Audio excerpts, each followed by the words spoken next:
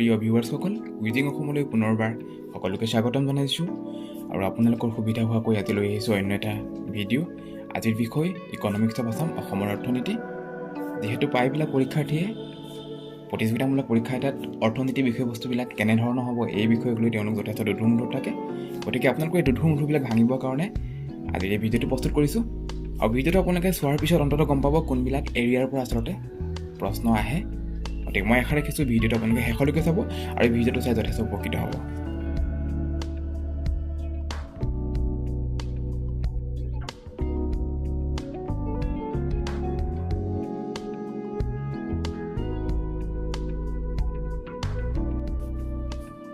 Question number 1, উত্তৰ পূব ভাৰতৰ কোনখন চহৰত ভাৰতীয় পৰিসংখ্যা প্ৰতিষ্ঠান কেন্দ্ৰ অৱস্থিত? আৰু ইয়াৰ উত্তৰ হ'ল তেজপুৰ। 23 জুলাই 2011 চনত তেতিয়াৰ বিত্তমন্ত্ৰী প্ৰণৱ মুখাৰ্জীয়ে দেশৰ চতুৰ্থটো ভাৰতীয় পৰিসংখ্যা প্ৰতিষ্ঠান তেজপুৰত স্থাপন কৰিছিলে। তেজপুৰৰ উপৰিও দিল্লী, বেংগালুৰু, চেন্নাই এই 4টা স্থানত ভাৰতীয় পৰিসংখ্যা প্ৰতিষ্ঠান কেন্দ্ৰ আছে। এইবাৰ আগবাঢ়িছোঁ পৰৱৰ্তী প্ৰশ্নলৈ। কুৱেশ্যন নম্বৰ 2, অসমৰ কোনখন ঠাই পোৰামাটি শিল্পৰ কাৰণে প্ৰখ্যাত? আৰু ইয়াৰ উত্তৰ হ'ল আশাৰীকান্দি। আশাৰীকান্দি ধুবুৰী জিলাৰ এখন প্ৰখ্যাত ঠাই। এই গাঁওখনৰ মূল জীৱিকা হ'ল টেৰাকটা শিল্প। এই শিল্পক পোৰামাটিৰ শিল্প তথা মৃৎশিল্প বোলা হয়। নেক্সট কুৱেশ্যন নম্বৰ 3, অসম গ্ৰামীণ বিকাশ বেংক কেতিয়া প্ৰতিষ্ঠা কৰা হয়? আৰু ইয়াৰ উত্তৰ হ'ল 2006 চনৰ 12 জানুৱাৰীত। অসমত থকা ইউনাইটেড বেংক অফ ইণ্ডিয়াৰ অধীনস্থ যথাক্ৰমে মুঠ 4টা গাঁৱলীয়া বেংক, লখিমী গাঁৱলীয়া বেংক, প্ৰাগজ্যোতিষ গাঁৱলীয়া বেংক, সোৱণশিৰি গাঁৱলীয়া বেংক আৰু কাছাৰ গ্ৰামীণ বেংকক একত্ৰিত কৰি অসম গ্ৰামীণ বিকাশ বেংক স্থাপন কৰা হয়। মুখ্য কাৰ্যালয় গুৱাহাটীত অৱস্থিত আৰু অসম গ্ৰামীণ বিকাশ বেংকৰ প্ৰথমগৰাকী সঞ্চালক অৰ্থাৎ অধ্যক্ষ আছিলে গিৰীশ চন্দ্ৰ শৰ্মা।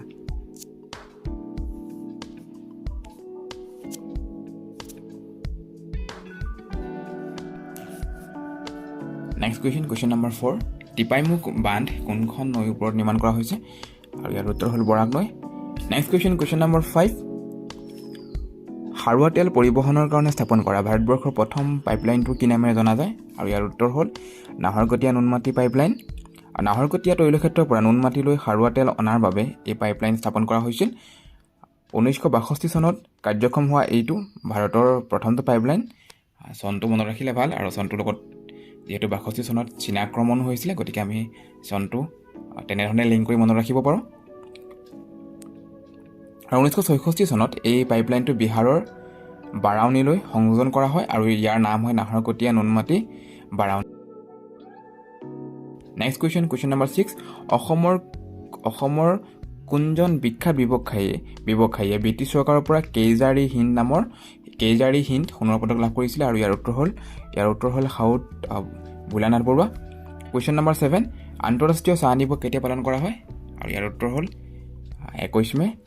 ৰাষ্ট্ৰসংঘৰ খাদ্য আৰু কৃষি সংগঠনৰ উদ্যোগত এই দিৱস পালন কৰিবলৈ সিদ্ধান্ত গ্ৰহণ কৰা হৈছিলে। এইটো অসমৰ লগতো এটা সম্পৰ্কিত বিষয়, যিহেতু অসমত যথেষ্ট সংখ্যক চাহ খেতি হয়, গতিকে এক্সাম পইণ্ট অফ ভিউৰ পৰা অতি প্ৰয়োজনীয় বিষয়। Next question number 8, one district one প্ৰডাক্টৰ জৰিয়তে বাক্সা জিলাত কোনবিধ পণ্য দ্ৰব্য উৎপাদনৰ বাবে উদগনিমূলক ব্যৱস্থা লোৱা হৈছে? আৰু ইয়াৰ উত্তৰ হ'ল মৌ পালন। যিহেতু আমি জানোৱেই ওৱান ডিষ্ট্ৰিক্ট ওৱান প্ৰডাক্ট এখন আঁচনি হয়। এই আৰ্হিটো প্ৰথম জাপানত আৰম্ভ হৈছিল আৰু জাপানৰ পৰা ভাৰত এখন ৰাজ্য উত্তৰ প্ৰদেশে গ্ৰহণ কৰিছিলে। আৰু এতিয়া বৰ্তমান এই ওৱান ডিষ্ট্ৰিক্ট ওৱান প্ৰডাক্ট যিখন আঁচনি প্ৰায়বিলাক ৰাজ্যতে এটা ডিষ্ট্ৰিক্টত নিৰ্দিষ্ট এটা সামগ্ৰী উৎপাদনৰ কাৰণে ইনিচিয়েটিভ লোৱা হয়। গতিকে এটা খুব দৰকাৰী বিষয়বস্তু। Next question number 9, company act 1956ৰ অধীনত উত্তৰ পূৰ্বাঞ্চলৰ অৰ্থনৈতিক উন্নয়নৰ বাবে স্থাপন কৰা বিত্তীয় প্ৰতিষ্ঠানটোৰ নাম কি? আৰু ইয়াৰ উত্তৰ হ'ল the north eastern development finance corporation limited, চমুকৈ নেফডি। মুখ্য কাৰ্যালয় গুৱাহাটীৰ দিছপুৰত অৱস্থিত। 1996 চনৰ 23 ফেব্ৰুৱাৰীত তদানীন্তন প্ৰধানমন্ত্ৰী PV নৰসিংহ ৰাৱে নেফডি উদ্বোধন কৰিছিলে। আৰু নেফডিৰ প্ৰতিষ্ঠাপক সঞ্চালক আছিল ডক্টৰ জয়ন্ত মাধৱ। তেওঁ লণ্ডন স্কুল অফ ইকনমিক্সৰ পৰা PhD লাভ কৰিছিলে আৰু তেখেতে 2020 চনত তেওঁৰ মৃত্যু হৈছিল। আৰু কাৰেণ্ট এফেয়াৰ্ছ হয় এই বস্তুটো, গতিকে আপোনালোকে গুৰুত্ব দিলে ভাল হয়। নেক্সট কুৱেশ্যন নম্বৰ 10, দৰংগিৰি বজাৰ এছিয়াৰ ভিতৰত কোনবিধ উৎপাদিত সামগ্ৰী বিক্ৰীৰ সৰ্ববৃহৎ বজাৰ? আৰু ইয়াৰ উত্তৰ হ'ল কল। আৰু এখন গোৱালপাৰা জিলাত অৱস্থিত। দৰংগিৰি নামটোৰ পৰা আমি আকৌ দৰঙলৈ গুচি গ'লে অসুবিধা হ'ব।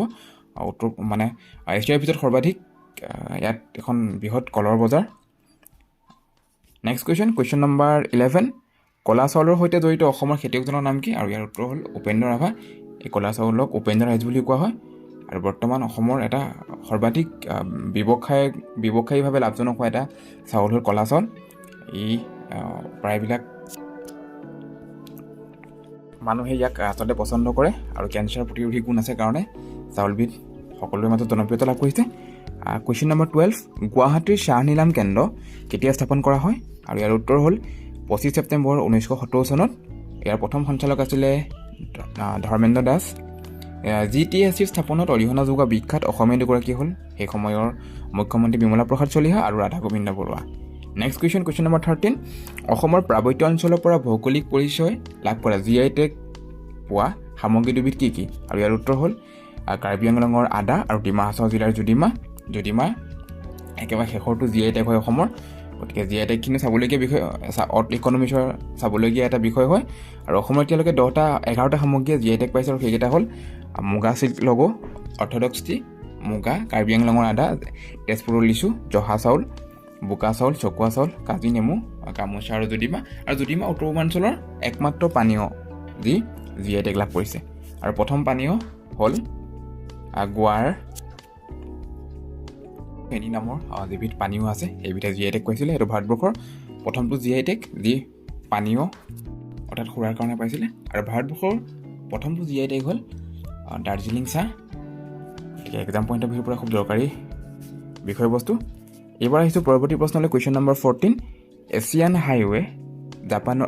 হাইৱে 1 জাপানৰ টকিঅ'ৰ পৰা আৰম্ভ হৈ তুৰস্কৰ ইস্তানবুলত শেষ হৈছে। ই অসমৰ কোনখন চহৰৰ মাজেদি পাৰ হৈ গৈছে? আৰু ইয়াৰ উত্তৰ হ'ল গুৱাহাটী। নেক্সট কুৱেশ্যন নম্বৰ 14, 2021 চনত উৰে দেশ কি আম নাগৰিক আঁচনিৰ জৰিয়তে অসমৰ কোনটো বিমানবন্দৰ পুনৰ সক্ৰিয় কৰা হৈছিলে? আৰু ইয়াৰ উত্তৰ হ'ল ৰূপহী বিমানবন্দৰ, কোকৰাঝাৰ জিলাত অৱস্থিত। নেক্সট কুৱেশ্যন নম্বৰ 15, আত্মসহায়ক গোটত উৎপাদিত সামগ্ৰীসমূহ বিক্ৰীৰ বাবে কাছাৰ জিলাত মহিলাৰ দ্বাৰা পৰিচালিত বজাৰখনৰ নাম কি? আৰু ইয়াৰ উত্তৰ হ'ল মামনি বজাৰ। বৰাক উপত্যকাত মহিলাসকলৰ বাবে এক বিশেষ বজাৰ স্থাপন কৰা হৈছে। ভাৰত বাংলাদেশ সীমান্তত এই বজাৰখন অৱস্থিত। মহিলা আত্মসহায়ক গোটৰ দ্বাৰা উৎপাদিত সামগ্ৰী আৰু মহিলাৰ দ্বাৰা পৰিচালিত বজাৰখনৰ নাম জ্ঞানপীঠ বঁটা বিজয়ী সাহিত্যিক মামনি ৰয়ছম গোস্বামী নামেৰে ৰখা হৈছে। গতিকে এক্সাম পইণ্ট অফ ভিউৰ পৰা ইকনমিক্সৰ এটা খুব দৰকাৰী প্ৰশ্ন। নেক্সট কুৱেশ্যন নম্বৰ 16, 2021 চনত অসমৰ কোনখন ঠাইৰ পৰা অসম মালা প্ৰকল্প আৰম্ভ কৰা হৈছিলে? আৰু ইয়াৰ উত্তৰ হ'ল ঢেকীয়াজুলি শোণিতপুৰ। যিহেতু আমি ভাৰতমালা প্ৰজেক্টটো শুনিছোঁৱেই, ৰোড ইনফ্ৰাষ্ট্ৰাকচাৰৰ কাৰণে গোটেই সমগ্ৰ ভাৰতবৰ্ষৰ নেশ্যনেল হাইৱেবিলাক মানে চোৱা চিতা কৰিবলৈ ভাল কৰিবৰ কাৰণে ইনফ্ৰাষ্ট্ৰাকচাৰ ডেভেলপমেণ্টৰ কাৰণে ভাৰতমালা প্ৰজেক্ট লোৱা হৈছিলে। আৰু ভাৰতমালা প্ৰজেক্টৰ দৰে অসমত লোৱা হৈছিলে অসম মালা প্ৰজেক্ট। আৰু এইটো আৰম্ভ হৈছিলে 2021 চনত ঢেকীয়াজুলি শোণিতপুৰৰ পৰা। কুৱেশ্যন নম্বৰ 17, কনকলতা মহিলা আৰবান কোঅপাৰেটিভ বেংকৰ মুখ্য কাৰ্যালয় ক'ত অৱস্থিত? আৰু ইয়াৰ উত্তৰ হ'ল যোৰহাটৰ গড়আলিত অৱস্থিত। আৰু যিহেতু 2021 চনত ইয়াৰ সঞ্চালকগৰাকীয়ে লখিমী বৰুৱাই তেওঁ পদ্মশ্ৰী বঁটা পাইছিলে। আৰু এইটো অসমৰ মহিলাৰ দ্বাৰা পৰিচালিত, মহিলাৰ কাৰণে স্থাপন কৰা একমাত্ৰ বেংক। গতিকে এক্সাম পইণ্ট অফ ভিউৰ পৰা অতি দৰকাৰী প্ৰশ্ন। Next question number 18, bamboo industrial park অসমৰ কোনখন জিলাত স্থাপন কৰা হৈছিল? আৰু ইয়াৰ উত্তৰ হ'ল ডিমা হাছাও জিলা। ডিমা হাছাওৰ মাণ্ডেদিছা গাঁৱত এখন বাঁহৰ ঔদ্যোগিক উদ্যানৰ প্ৰকল্প আৰম্ভ কৰা হৈছে ডোনাৰ মন্ত্ৰণালয়ৰ 50 কোটি টকাৰ অৰ্থ সাহায্যত। আৰু অসমতে বেম্বো টেকন'লজি পাৰ্ক এখনো স্থাপন কৰা হৈছে কামৰূপ গ্ৰাম্য জিলাত। আৰু সেইখন এটা আৰু ministry of commerce and industry মন্ত্ৰণালয়ৰ অধীনত এই বেম্বো টেকন'লজি পাৰ্কখন কৰা হৈছে। গতিকে আপোনালোকে যদি পৰীক্ষাত প্ৰশ্নটো ভালকৈ চাব, আচলতে বেম্বো ইণ্ডাষ্ট্ৰিয়েল পাৰ্কৰ কথা সুধিছে নে বেম্বো টেকন'লজি পাৰ্কৰ কথা সুধিছে, কনফিউজন হ'ব পাৰে। গতিকে বিষয়বস্তুটো ভালকৈ চাব। নেক্সট কুৱেশ্যন নম্বৰ 19, অসমৰ কোনখন চহৰত এছিয়াৰ আটাইতকৈ ডাঙৰ শুকান মাছৰ বজাৰখন আছে? আৰু ইয়াৰ উত্তৰ হ'ল জাগিৰোড মৰিগাঁও জিলাৰ এটা ব্যৱসায়িক ভাৱে জনাজাত ঠাই জাগিৰোডতে অসমৰ জোনবিল মেলাও হয় গতিকে এটা খুব দৰকাৰী প্ৰশ্ন নেক্সট কুৱেশ্যন নম্বৰ 20 অসমৰ কোনখন জিলাত সৰ্বাধিক পৰিমাণৰ সাঁচি গছ উৎপাদন কৰা হয় যিহেতু অসমৰ অৰ্থনীতিলৈ সাঁচি গছৰ যথেষ্ট অৱদান আছে গতিকে কোনখন জিলাত সৰ্বাধিক সাঁচি উৎপাদন হয় আৰু ইয়াৰ উত্তৰ হ'ল হোজাই জিলা অসমত 4খন জিলা ক্ৰমে শিৱসাগৰ যোৰহাট গোলাঘাট আৰু হোজাইত আগৰ খেতি কৰা হয় ইয়াক অগৰু বুলিও কোৱা হয় বা সাঁচি গছ বুলিও কোৱা হয় আৰু সাঁচি কোৱা হয় পাৰফিউম ট্ৰি অফ আছাম অসমৰ সুগন্ধি গছ বুলি কোৱা হয় গতিকে এক্সাম পইণ্ট অফ ভিউৰ পৰা এটা দৰকাৰী প্ৰশ্ন পৰৱৰ্তী প্ৰশ্ন কুৱেশ্যন নম্বৰ 21 অসমৰ কোনখন জিলাত সৰ্বাধিক ৰবৰ উৎপাদন হয় আৰু ইয়াৰ উত্তৰ হ'ল কৰিমগঞ্জ জিলাত অসমত কৰিমগঞ্জ জিলাই সৰ্বাধিক ৰবৰ উৎপাদন কৰে তাৰপিছত কাৰ্বি আংলং তাৰপিছত কামৰূপ জিলা আৰু তাৰপিছত গোৱালপাৰা জিলা আৰু এই 4খন জিলাতে মুঠ ৰবৰ খেতি প্ৰায় 69.8% প্ৰডাকশ্যন হয় মৌখিকভাৱে পৰিৱৰ্তিত ৰবৰ প্ৰকল্প গুৱাহাটীত ৰোপণ কৰা হৈছে ইয়াক কেৰালাস্থিত ৰাষ্ট্ৰীয় ৰবৰ গৱেষণা প্ৰতিষ্ঠানৰ জৈৱ প্ৰযুক্তি আৰু ৰবৰ বৰ্ডৰ অধীনত বিকশিত কৰা হৈছে গতিকে ৱৰ্ল্ডৰ প্ৰথম জেনেটিকেলি মডিফাইড ৰাবাৰ প্লাণ্ট গুৱাহাটীত ৰোপণ কৰা হৈছে এক্সাম পইণ্ট অফ ভিউৰ পৰা এটা দৰকাৰী প্ৰশ্ন next question number 22 Assam ethanol production promotion policy কিমান চনত গ্ৰহণ কৰা হৈছিল আৰু ইয়াৰ উত্তৰ 2021 চনত এক্সাম পইণ্ট অফ ভিউৰ পৰা এইটো এটা খুব দৰকাৰী প্ৰশ্ন বায়'ডাইভাৰ্চিটিৰ সৈতে জড়িত পৰিৱেশৰ সৈতে জড়িত এটা প্ৰসংগ